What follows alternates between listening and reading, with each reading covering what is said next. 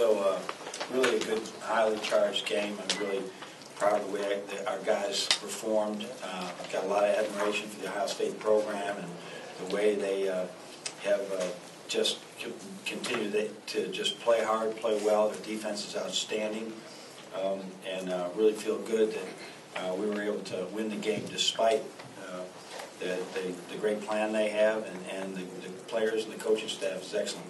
So really good win for us, and one that's very much needed. We have a tradition of not singing the fight song if we don't win.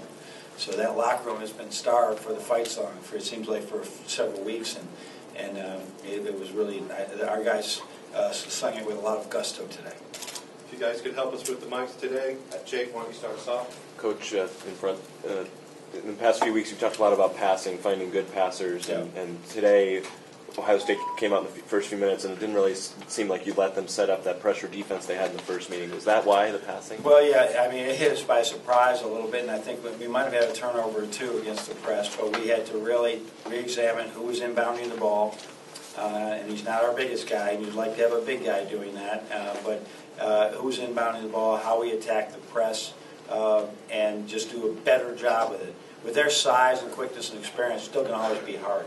But we just got it in just enough to stay on the right side.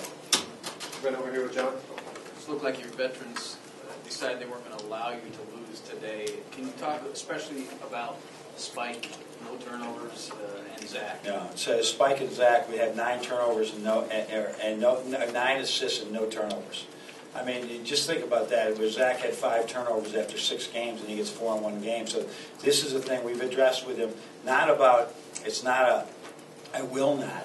It's a sort of a thing that was cannot. He didn't see the floor. Now that we've been just doing these drills with him to get your chin up, look at the floor, look at the floor, and it's paying off. I'm really so happy. Zach Irvin's attitude over these during this adversity has been tremendous, and I think it paid off today as well. But we get 13 assists. We haven't had 13 assists in a long time, so I know that's a stat a lot of you probably don't value as much as I do, but it means you really you made 2 people guard you, and you got somebody open. Lev? Coach, in front. It seemed like it was an all-cylinders firing thing today, especially with Cam in the first half. He had a couple moves that we hadn't seen all year, and then Dockich makes that 3. How good is it to see them take those steps? No, they've been working so hard in practice, and like you said, Cam continues to just make progress. Before our practice starts, we have an individual with Cam. We have it with Doc. We have it with really with Muhammad and Aubrey too. Just low impact individuals, just to get them to see the floor, to dummy, to just shoot. And where some people may be dialing back in their practice right now, we're actually practicing more with those guys because they need this fundamental work, and we know when the season's over, right? We get 2 hours a week for a couple of weeks and then limited in the summer. So we're trying to use every valuable minute, and Cam, it certainly showed off today. He was very efficient with his game, except for maybe the last turnover. Adam?